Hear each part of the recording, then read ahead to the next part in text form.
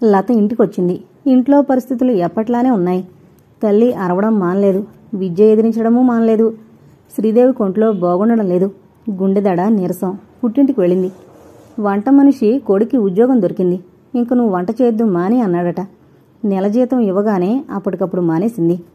ఇంత హఠాత్తుగా మానేస్తే ఎలాగా? ధనమ్మ కోపం గడిగింది.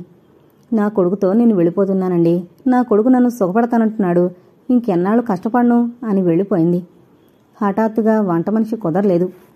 విద్యకు భయపడి తల్లి నువ్వు వెళ్లొద్దు, అదే చేస్తుంది, ఎవరికోసం చేస్తుంది అని తల్లి వారిస్తున్నా లత వంటలో సాయం చేయడానికి వెళ్ళింది. విద్య లతకేసి మొహం కూడా తిప్పి చూడలేదు. అంత మాట్లాడిని మనిషి పక్కన నిలబడి పని ఎలా చేయాలో తెలియక మెల్లగా యువతలకొచ్చేసింది లత. 11 అయింది. ఇంకా వంట అవుతోంది. ధనమ్మకి భలే సరదాగా సంతోషంగా ఉంది. తన కసి తీరుతున్నట్టుగా ఉంది. రోగం వదిలింది. కొన్నాళ్లు వంట మనిషిని చూడకపోతే సరి, జలుబు వదులుతుంది అనుకుంది. 12 అయింది. ధనమ్మ వంటగదికేసి వచ్చింది. విద్య కూర పోపు పెడుతోంది. ఇంకా అవలేదు, అవతల పిల్లాడు శోషొచ్చి నిద్రపోయాడు. మనసులో సంతోషంగా ఉన్న పైకి మామూలుగా అంది. ఇంకా ఇప్పుడే అవదు, ఇటు తిరగనైనా తిరగకుండానే అంది. అంటే ఒక పూట వంట మనిషి లేకపోతే వంట చేయలేవా? విద్య గిరున ఇటు తిరిగింది. ధనమ్మ ఒక్క అడుగు వెనక్కి వేసి నిలబడింది. ఈ పూట మీరు చేయండి, రాత్రికి నేను చేస్తాను అనేసి అక్కడి నుంచి వెళ్ళిపోయింది. ధనమ్మ ఏమన్నా విద్య వినిపించుకోలేదు. గదిలోకి వెళ్ళి తలుపులు మూసుకుంది. మిగతా వంట ధనమ్మ లత చేసుకోక తప్పలేదు. ధనమ్మ సణుగుతూనే ఉంది. కోడల్ని తిడుతూనే ఉంది. ఎప్పట్లా లత ఎందుకమ్మా అని అడగలేదు. ఏవేవో దృశ్యాలు కళ్ల ముందు గిరున తిరుగుతున్నాయి. అత్తగారు ఊరు వెళ్ళినప్పుడు తనకి వంట పనిలో సారథి సహాయం చేయడం, తను విసుకోవడం, వాళ్లు ఊరుండొచ్చాక వాళ్లే వండుకోవడం, సారథి సహాయం చేయకూడదా అని అడిగితే ఇద్దరూ మాట మాట అనుకోవడం, ఇలా ఎన్నో గుర్తుకొస్తున్నాయి.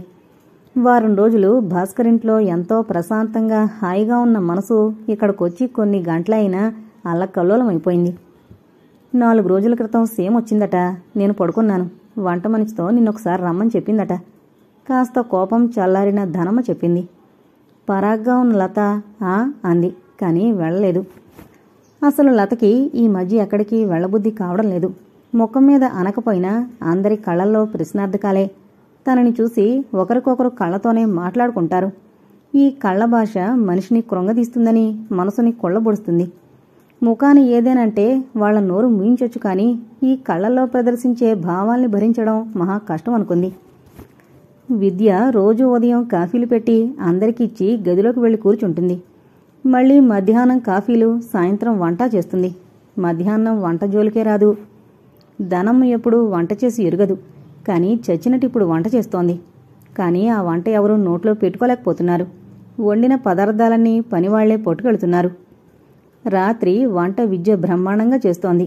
ధనమ్మ పంతానికి రాత్రి విద్య వండిన కూర వేసుకోకుండా ఊరగాయ వేసుకు తింది. విద్య వెంటనే అంది, నా వంట మీకు నచ్చకపోతే రాత్రి కూడా మీరే చేయండి. పెద్దవారు 2 పూట్ల మీ చేత వంట చేయించడం ఏంటని నేను చేస్తున్నాను. ధనమ్మ హడలిపోయింది. చచ్చినట్టు విద్యకి తల వంచింది. లత విద్యన్న మాటలకి సిగ్గుగా తల వంచుకుంది. పెద్దవారు 2 పూట్ల మీ చేత వంట చేయించడం ఏమిటని తను ఎప్పుడూ పల్లెత్తు మాట అనలేదు. శాంతమూర్తి అత్తగారి ముఖం కళ్ల ముందు మెదిలింది. ఆలోచిస్తూ వట్టి అన్నమే తింటోంది.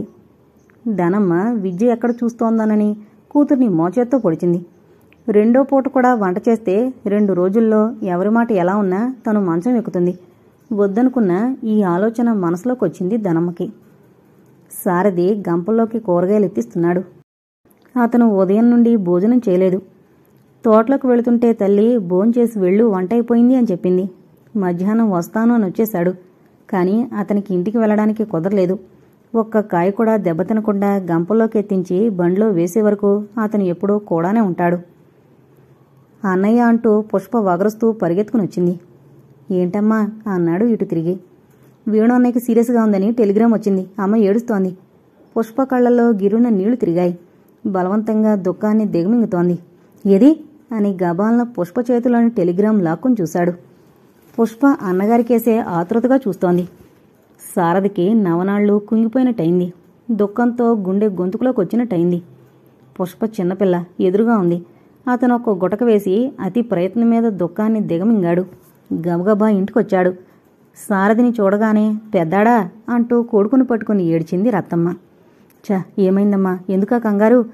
తన బాధని దిగమింగి తల్లికి ధైర్యం చెప్పాడు. వేణుని అతని భార్యని ఇంటికి తీసుకొచ్చారు. వెంకయ్యనాయుడు సారథి మీద పగబట్టాడు.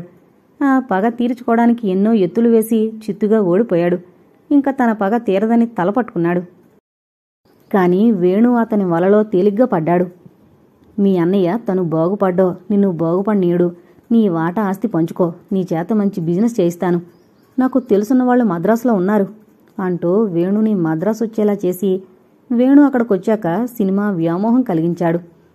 3 నెలల్లో 3 లక్షలు కళ్ళెదుట ప్రత్యక్షమవుతాయని గొప్ప గొప్ప వాళ్ళని 2-3 పరిచయం చేస్తూ వీళ్ళు అలాగే కుబేర్లయ్యారు అన్నాడు. వేణు వెంకయ్యనాయుడు మాట నమ్మాడు. కాని సారథిని అంత డబ్బడిగే ధైర్యం లేక ఆ మాటే అతనితో అన్నాడు. నువ్విలా పిరిగ్గా ఉంటే ఎక్కడ వేసావే గొంగళి అన్నట్టుగానే ఉంటావు.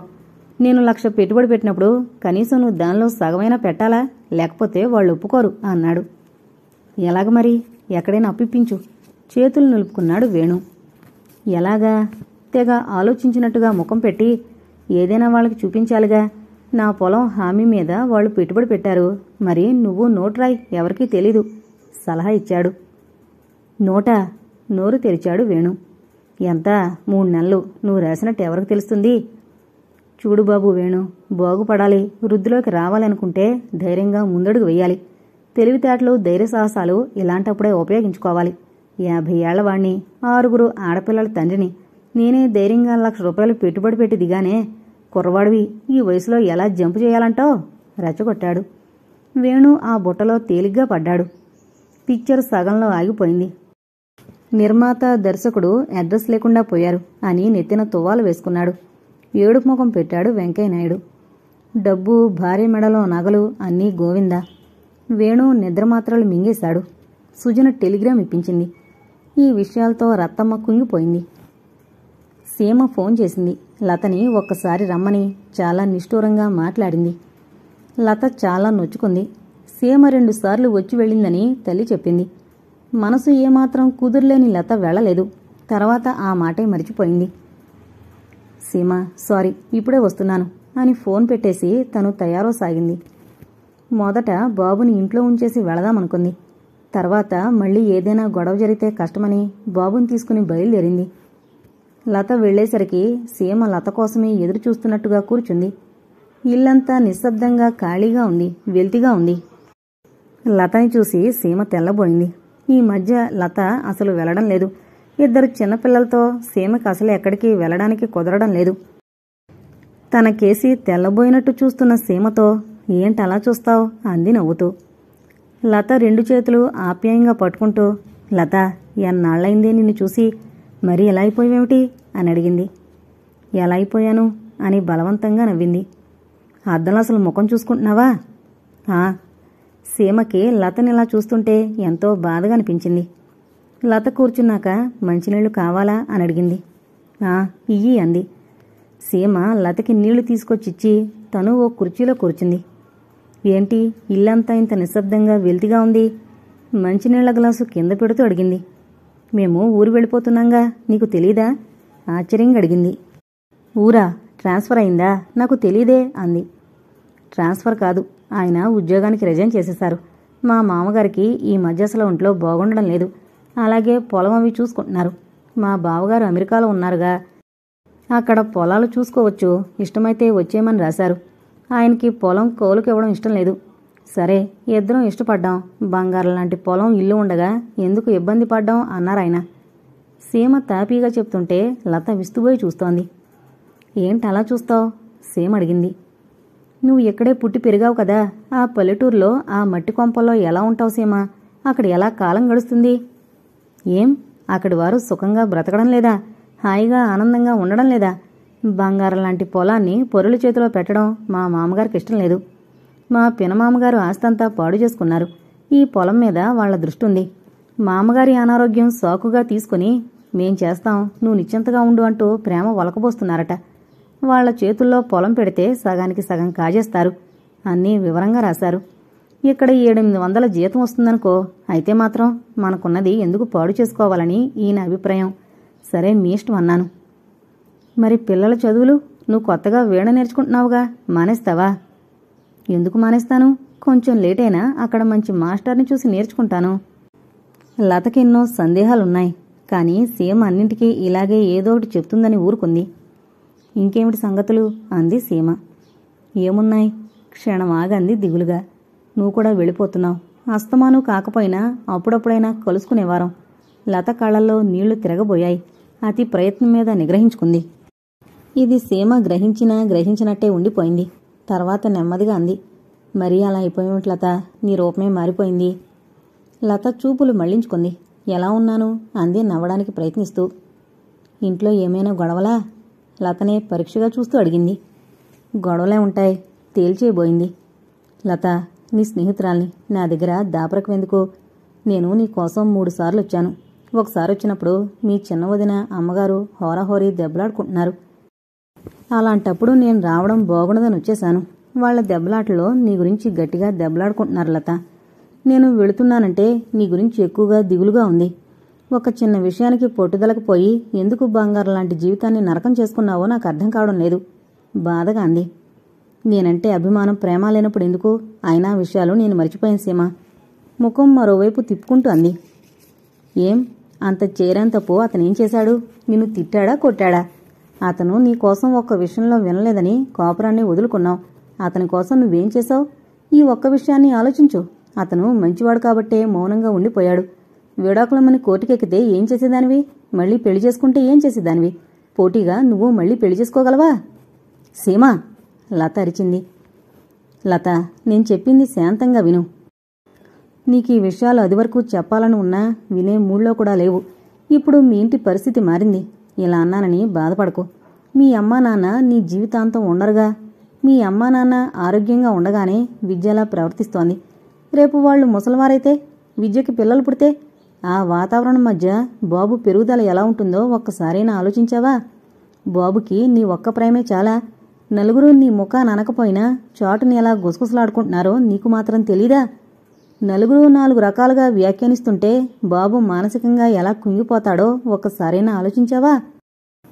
లత, నేను అంటున్నానని ఏమీ బాధపడకు. చుట్టాల కన్నా స్నేహితులే హితులు అన్నారు ఇందుకే. నీ గురించి మేమిద్దరం బాధపడిన క్షణం లేదంటే నమ్ముతావా? అతనికి నువ్వంటే ప్రేముంది కాబట్టే.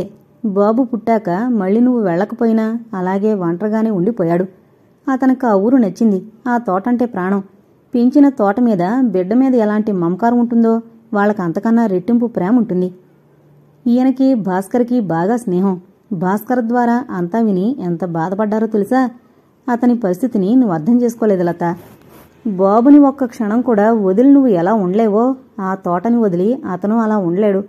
ప్రాణంలో ప్రాణమైన ఆ తోటని, పొలాన్ని పొరులుపాలు చేసి ఇక్కడ ఉద్యోగం చేయమండం ఎంత న్యాయమో ఆలోచించు.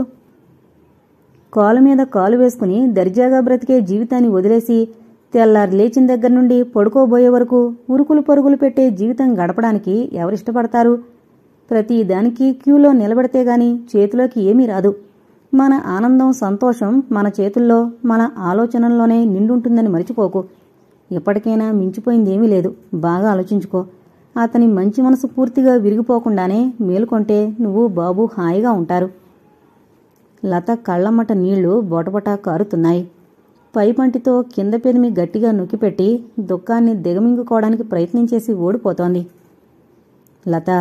లత ముఖం తన వైపుకు తిప్పుకుంది. చ, ఏడుస్తున్నావా? నిన్ను బాధ పెట్టడానికి నేను అనలేదు లత. ఎన్నాళ్ళుండో నీకు ఈ విషయాలు చెప్పాలనుంది. ఇంక నేను వెళ్ళిపోతున్నాను. మీ ఇంటి పరిస్థితి చూశాను. నువ్వు ఎలా ఉంటావో అన్న దిగులుతో ఇంకా ఆగలేకపోయాను లత. నన్ను క్షమిస్తావు కదూ?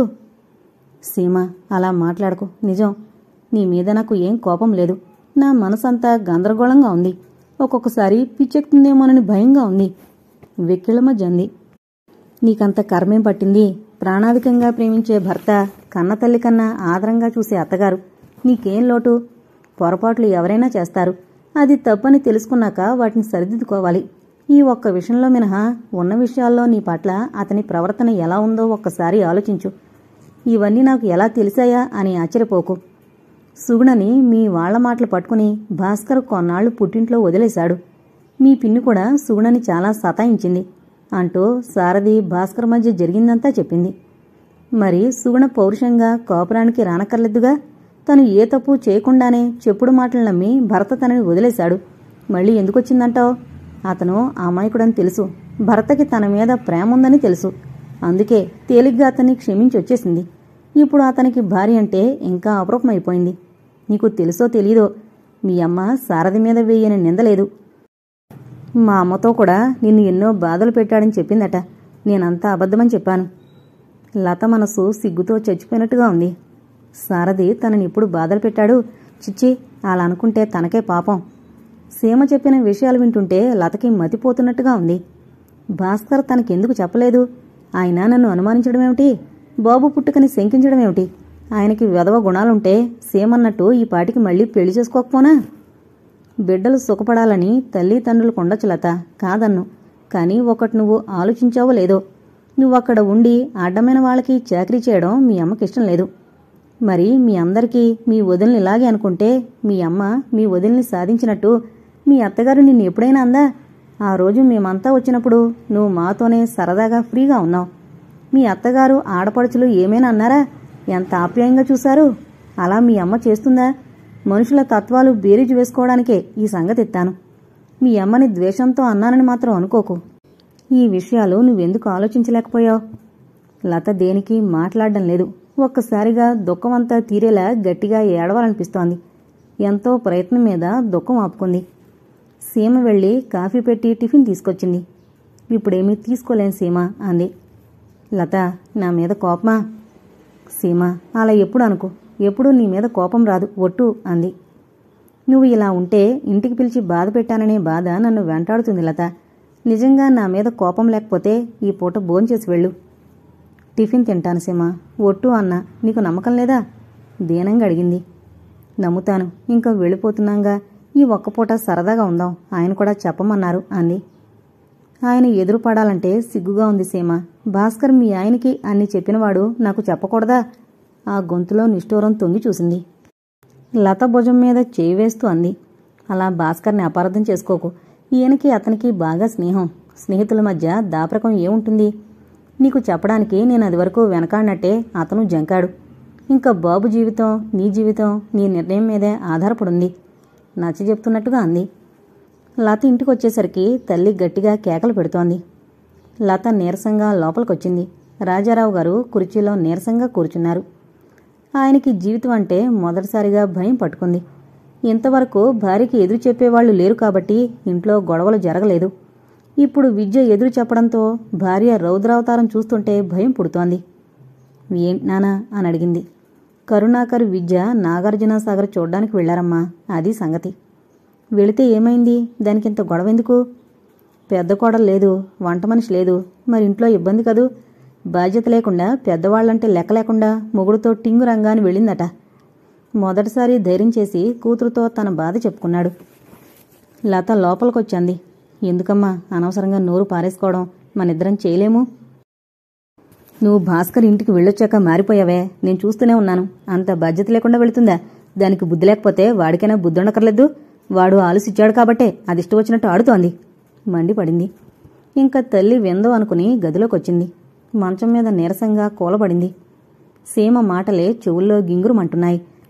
నిజమే, తను కవిత పెళ్లికొచ్చేసరికి అత్తయ్యకి ఒళ్ళు తెలియని జ్వరం. అయినా ఆవిడ కొడుకును కూడా వెళ్లమని మనస్ఫూర్తిగా చెప్పింది. తను ఇంట్లో ఎప్పుడూ పనిచేయలేదు. అయినా ఆవిడేమీ అనలేదు. ఎన్నోసార్లు సినిమాకి వెళ్లారు. అయినా ఆవిడేమీ అనలేదు. అతను నువ్వు అడిగిన ఒక్క విషయం చేయలేదని బంగారం లాంటి కాపురాన్నే వదులుకున్నావు. అతని కోసం నువ్వేం చేశావు? లత తలని 2 చేతులతో పట్టుకుంది. ఆలోచనలతో తల బద్దలైపోతున్నట్టుగా ఉంది. సీమ మాటలు మెదడులో దొలిచేస్తున్నట్టుగా ఉన్నాయి. అతను నిన్ను తిట్టాడా, కొట్టాడా, అవమానపరిచాడా? అతను మంచివాడు కాబట్టే నిన్ను కోర్టుకి ఏడవకుండా మళ్ళీ పెళ్లి చేసుకోకుండా ఉన్నాడు. తల్లి విద్యనింకా సాధిస్తూనే ఉంది. లతకి లేవాలని లేదు, లేచే ఓపిక లేదు. కాని తల్లి కేకలు వినలేక బాబుని పడుకోబెట్టి వెళ్ళింది. తల్లిని వెళ్లమని వంట చేసింది. విద్య, కరుణాకర్ 3 రోజులు రాలేదు. 2 రోజులు ఓపిక చేసుకుని ఎలాగో వంట చేసింది లత. అన్నం సహించడం లేదు, తలపోటు, ఒళ్ళు నొప్పులు. అయినా వంట చేసింది. జీవితం ఎప్పుడూ అది వరకులాగే జరుగుతుందనుకుంది. కానీ ఒక్కసారిగా తన జీవితం తలకిందులైనట్టు అనిపించింది. 2 రోజులు ఓపిక చేసుకుని వంట చేసిన లత ఆ మర్నాడు లేవలేకపోయింది. అతని కాళ్లల్లోంచి సన్నగా వణుకు ప్రారంభమైంది. పేదాలు అదురుతున్నాయి, చేతులు కంపిస్తున్నాయి, తలలో సన్నగా పోటు ప్రారంభమైంది. ఎలాగో 4 అడుగులు వేసి మంచం మీద కూలబడ్డాడు సారథి. చేతిలో ఉత్తరం అతడు పూర్తిగా చదవలేదు. చదవాలంటే భయంగా ఉంది. నుదురు అరచేతుల్లో చెమట పట్టసాగింది. కొద్ది క్షణాలు కదల్లేని వాళ్ల అలాగే కళ్ళు మూసుకుని కూర్చుండిపోయాడు. కొంతసేపటికి ఎలాగో తనని తాను నిగ్రహించుకున్నాడు. తర్వాత ఉత్తరం మడత విప్పి మళ్లీ చదివాడు. అన్నయ్య, వదినకి ఒళ్ళు తెలియని జ్వరం, తెలివిలో లేదు, ఏవేవో మాట్లాడుతోంది. ఇలాంటప్పుడు పాంతాలు పట్టింపులు పెట్టుకోకూడదు. ఇదే టెలిగ్రామ్గా భావించి నువ్వు వెంటనే బయలుదేర్రా. అసలు ఆయన టెలిగ్రామ్ ఇస్తానన్నారు. టెలిగ్రామ్ అంటే నువ్వు కంగారు పడతావని ఇవ్వలేదు. ఇంక నువ్వు ఏది ఆలోచించకుండా, ఎలాంటివి మనసులో పెట్టుకోకుండా వెంటనే బయలుదేరొస్తావని ఆశిస్తున్నాను. నువ్వు వస్తే వదిన జ్వరం తగ్గి మనలో పడుతుందన్న నమ్మకం నాకు గట్టిగా ఉంది. నువ్వు వెంటనే బయలుదేరొస్తావని ఆశిస్తున్నాను. అస్థిపంజరంలా మంచానికి అంటుకుపోయిన లత కళ్ళకి కనబడి గట్టిగా కళ్ళు మూసుకున్నాడు. యువతల తల్లికి జ్వరం, టైఫాయిడ్ ఏమోనని అనుమానంగా ఉంది.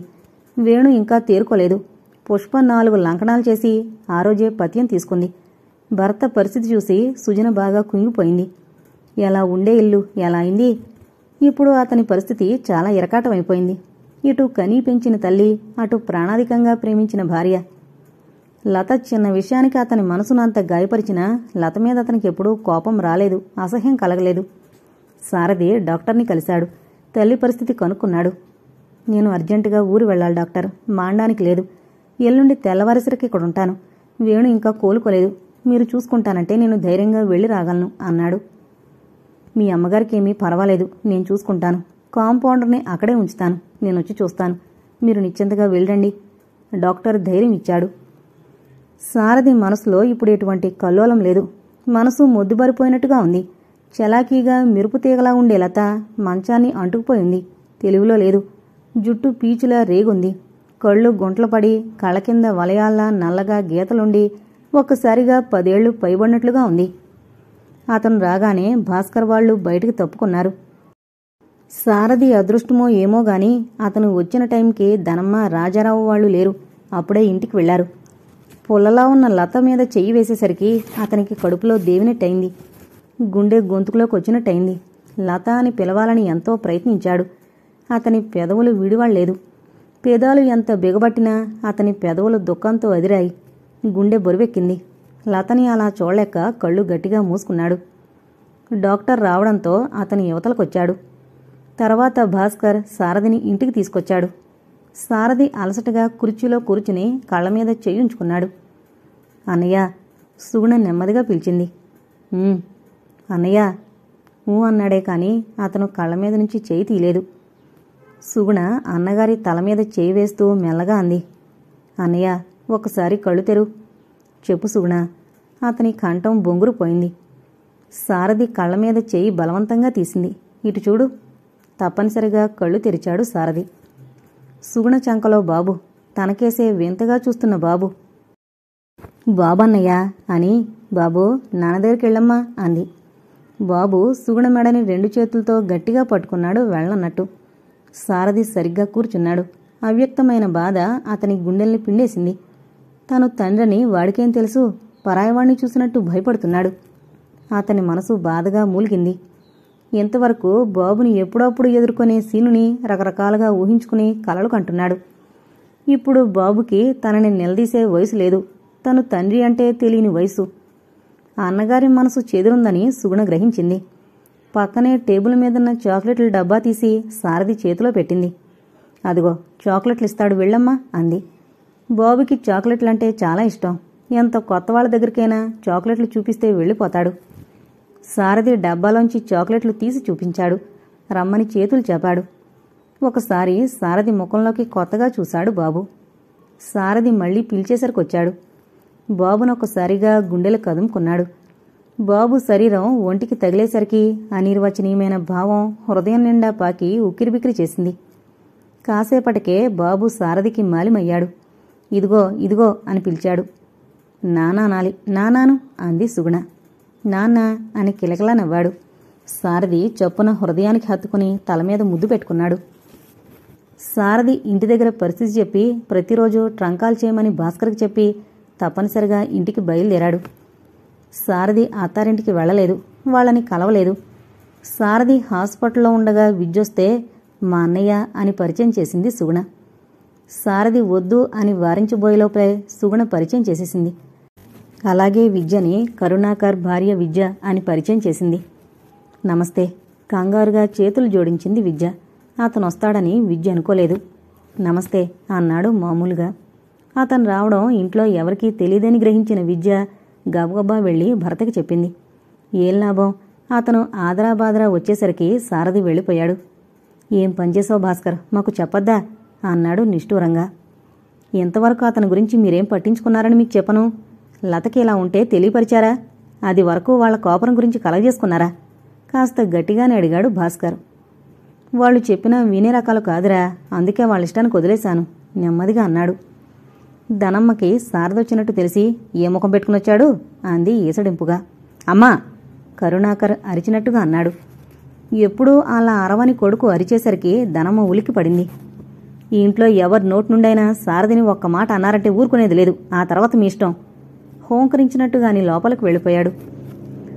సారథి వచ్చాడని తెలిసి లత బాబుని గుండెలు కదుముకుని వెక్కి వెక్కి ఏడ్చేసింది. సుగుణ కంగారు పడిపోయింది.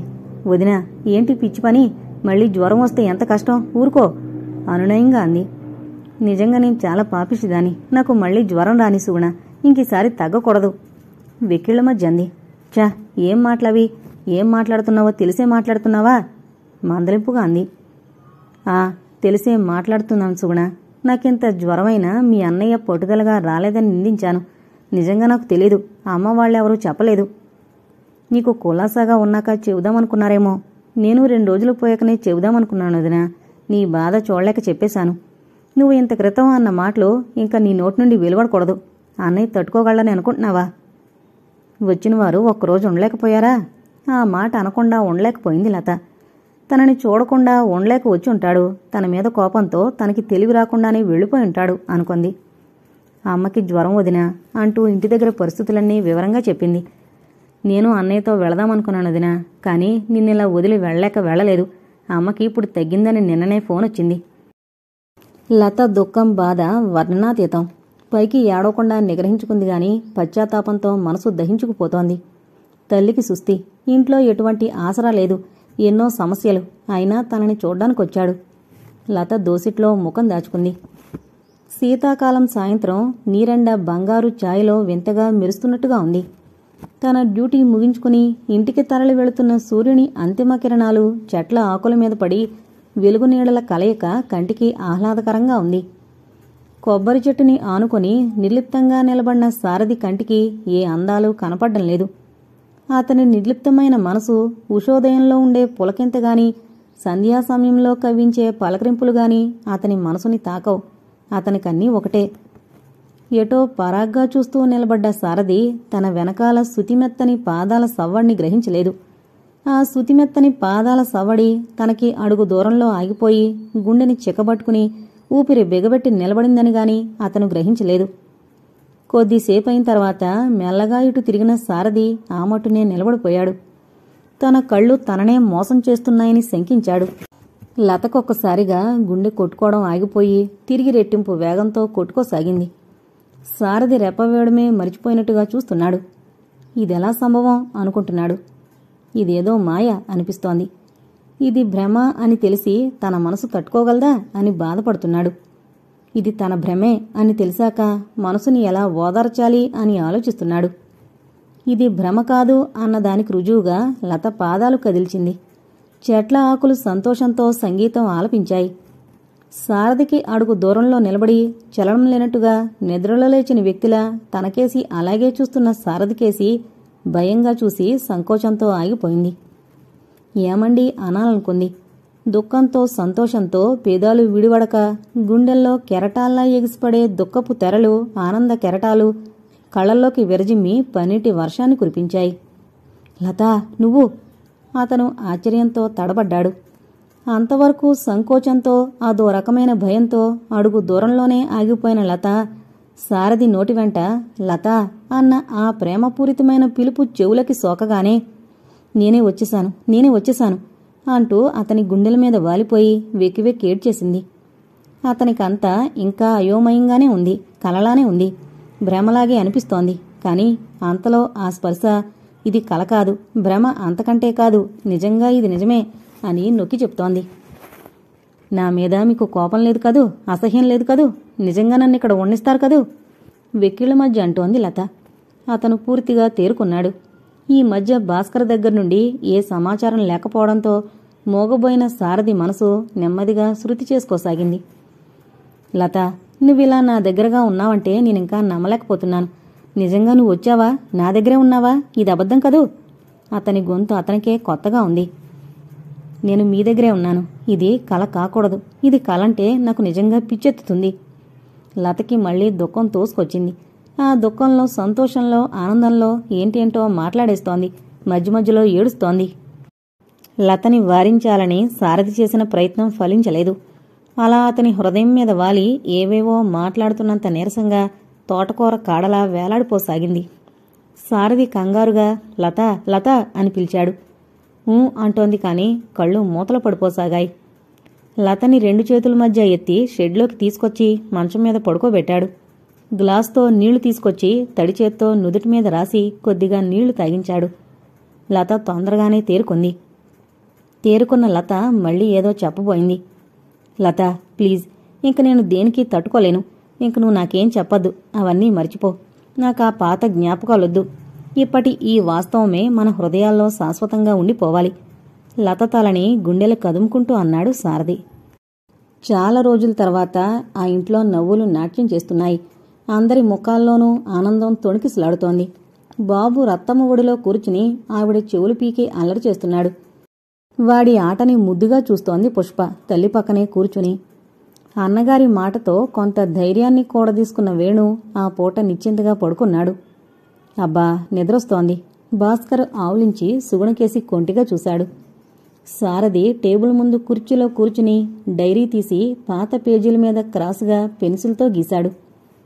లత పెట్టె తెరిచి దానిలోంచి చిన్న అట్టపెట్టె తీసి అందులోంచి చిన్న రాధాకృష్ణుల పాలరాతి విగ్రహం తీసింది. నెమ్మదిగా సారథి వెనకాల నుండి అతని భుజాల మీదుగా ఆ బొమ్మని టేబుల్ మీద పెట్టింది. ఏంటిది అన్నాడు డైరీ పక్కకు జరిపి, తన భుజాల మీదుగా ఉన్న లత చేతుల మీద చేతులు వేస్తూ. ఒక దేవతిచ్చిన అపురూపమైన కానుక అంది. అతని చెంపకి తన చెంప చేర్చి ఆ విగ్రహం కేసి తన్మయంగా చూస్తూ, దేవత? ఎవరా దేవత? ఆశ్చర్యంగా కనుబొమ్మలెత్తాడు. విద్య ఏంటన్నట్టు చూశాడు. అవును, నా దృష్టిలో విద్య దేవతే. విద్య అలా విజృంభించకపోతే ఆ మాయలో అలాగే కొట్టుకుంటూ ప్రాణాలు వదిలేదాన్ని. లత, ఇంకీసారి అలాంటి విషయాలు ఇస్తావంటే నేనే స్వయంగా అక్కడ వదిలేసొస్తాను కోపంగా అన్నాడు. ప్లీజ్, ఈ ఒక్క విషయం చెప్పనియండి. విద్య నా కోసం, మన కోసం నాటకాలాడింది. నిజంగా మొన్నటి వరకు నేను గ్రహించలేదు. అమ్మ పద్ధతి, అధికారం నచ్చక అమ్మతో దెబ్బలాడినా నా మీద విసుర్లు నా కాపురం నిలబెట్టడానికి. అన్నయ్య దగ్గర తనకు కొన్నాళ్లు అడ్డు రాకుండా మాట తీసుకుని నడుం కట్టింది. అమ్మ ఇంకా కళ్ళు తెరవలేదు. వదిన ఇలా ప్రవర్తించకపోతే, సీమ అలా వార్నింగ్ ఇవ్వకపోతే, భాస్కర్ నన్ను వాళ్ళింటికి తీసుకువెళ్ళకపోతే, వాళ్ల కాపురం నేను చూడకపోతే, నేను అమ్మచాటు బిడ్డలా ఉండి నా జీవితాన్నే కాకుండా బాబు జీవితాన్ని కూడా సమస్యల పాలు చేసి మిమ్మల్ని బాధించేదాన్ని. ఈ రాధాకృష్ణుల విగ్రహం నేనొస్తుంటే విద్య నా నుదుటిని బొట్టు పెట్టి నా చిన్న కానుక అంటూ ఇచ్చింది. ఇది గొప్ప కానుక కదూ. ఇంత మంచి మాట మీకు చెప్పకుండా ఎలా ఉండగలను? నిజం లత, ఇది గొప్ప కానుక. విద్యది ఇంకా గొప్ప మనసు. అందుకే మీ అన్నయ్యలు మనకెందుకులే అని వదిలేసినా తను ఊరుకోలేదు. లత చెయ్యి పట్టుకుని తన ముందుకు లాక్కుంటూ అన్నాడు సారథి. ఇంతటితో నీలి నీడలు అనే నవల కంప్లీట్ అయిందండి. దయచేసి మన ఛానల్ను సబ్స్క్రైబ్ చేసుకోగలరు. Thank you.